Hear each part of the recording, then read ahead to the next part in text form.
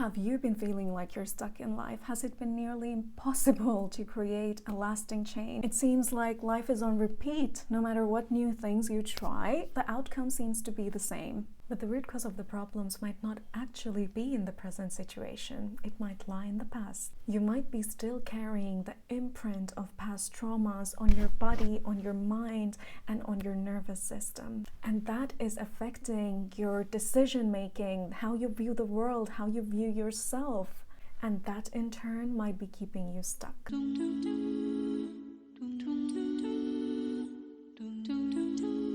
Hi guys, my name is Asma and welcome to my channel. When I said the word trauma, many of you might be like, that's not relevant to me. I wasn't abused as a child. But hold on. Trauma is not only about the events that took place outside you, but rather what happened inside you as a result of the events. And yes, for many of you, it might include very tragic and distressful events like losing a loved one or experiencing childhood abuse, but it is also about when you face difficult situations or emotions, was there someone you could turn to? Or did you end up feeling lonely or helpless? Or did you experience neglect? It doesn't mean your parents were absolutely terrible, but in some areas, did you feel unseen, unheard? And did you have to achieve to gain their attention? Or how did your parents or caregivers act when they were in difficult situations or experiencing strong emotions? Because remember, they are our role models, and if they didn't know how to handle difficult situations, chances are we didn't learn either. If we did not receive the adequate help from our parents or caregivers,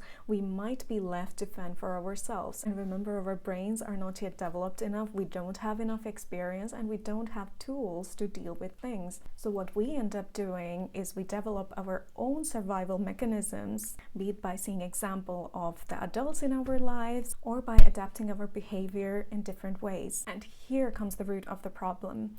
These survival mechanisms used to protect us in the past, but they are sabotaging our present and the future. And what makes the problem even worse is we shove these issues under the rug by saying, oh, I've always been this way. I've always been a perfectionist. I've always been a worrier. Are you really a perfectionist? Or was that your way of creating a sense of safety in an unsafe environment or in unsafe situations?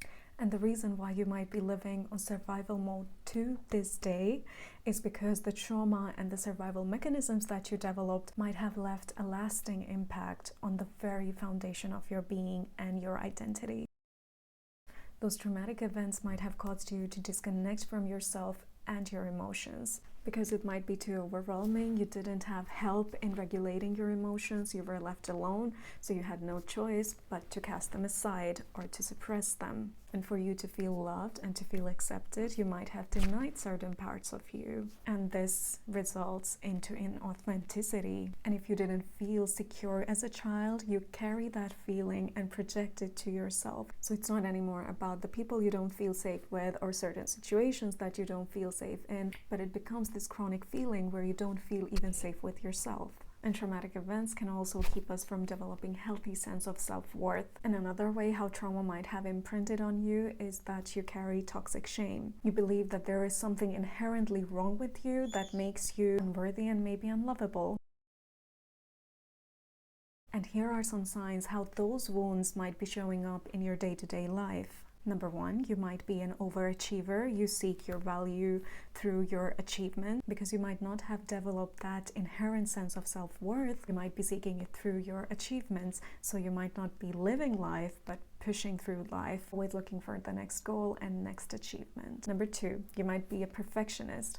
Almost all the women that I know, including myself, happen to be perfectionists to some degree at least. And it's not a feminine inherent quality. That might be because when you were a kid, making mistakes had a heavy price, or because you were so scared of disapproval and judgment, and that's how you are trying to create a sense of safety. Number three, trauma can also rob us our emotional flexibility. So we might be very rigid, like we might have black and white thinking. This thing is either good or bad, and this is how it's supposed to be. Or you might be very quick to jump to conclusions. Number four, my goodness, I struggle with this one so much.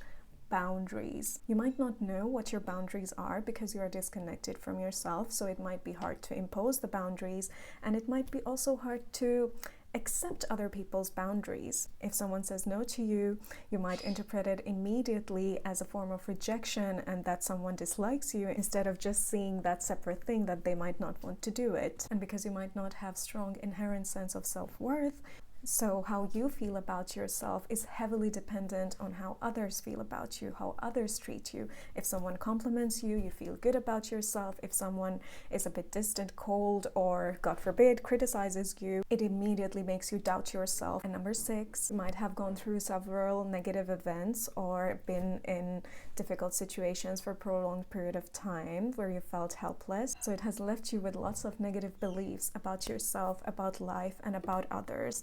It's like you're trying to protect yourself, because by expecting the worst, you're always in preparation mode and you protect yourself from disappointments and being let down. Number 7, you might have a need to dissociate a lot. It could be in a form of maladaptive daydreaming, or going into your fantasy world, or obsessively living in the past, or dreaming about the future. Or you have the need to escape your present self, your present situation, your present emotions into pretty much anything. And number 8, because you deny certain aspects of yourself and you might not have learned to self-soothe and self-regulate, you might heavily rely on addictions. And addictions don't only have to be certain substances. It could be certain emotion, it could be certain people, it could be food, it could be work, it could be your thinking pattern. And number 9, you have the strong need to control things, be it others, be it outcomes, be it yourself, your emotions. You need to feel in control to feel safe. Surprises in life feel scary, so you might want to plan every detail and try to hold a grip over things as well as you can. And last but not least, number 10, good girl syndrome.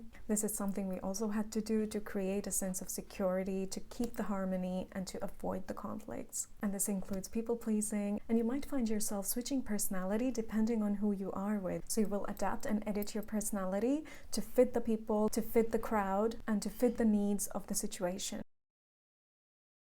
Some of the signs of living on survival mode that we just went through are nothing but symptoms of deeper underlying issues, and they tend to be interconnected. And let's say you try to address your lack of confidence by saying affirmations and faking till you make it, you might actually see some positive results, but those things are not going to fix our deeper sense of worthlessness and lack of self-trust. So when we are trying to get rid of those symptoms one by one, we actually might end up masking the core issue. And now many of you might be thinking, so what do I do? You might feel quite helpless and desperate, but don't worry. Let's look at it together on how we can start healing the root cause. The first step is getting to know yourself, getting curious about yourself, and shedding awareness on the abandoned parts of yourself. And in the very first step, I would like to say, if it is possible for you, please do get professional help. This process can be very overwhelming alone, but if it is not possible, fret not. Let's take small steps. Trauma can strip you of ability to be present, but that's where life is happening. Life is happening right now. It's not happening in the past, not in the future. So where the healing happens, it's also present. This week, I want you to try to acknowledge your emotions. When they are arising, let them arise, and acknowledge how your body is reacting. Where do you feel the emotions? This is why, because the very first thing that we need to address is the disconnect from ourselves. Our authentic self is covered beneath the layers of suffering, defenses, adaptations. So checking constantly what your inner world is trying to communicate with you is the first step to addressing that disconnect. And you don't have to do this each time, but sometimes when those emotions do arise,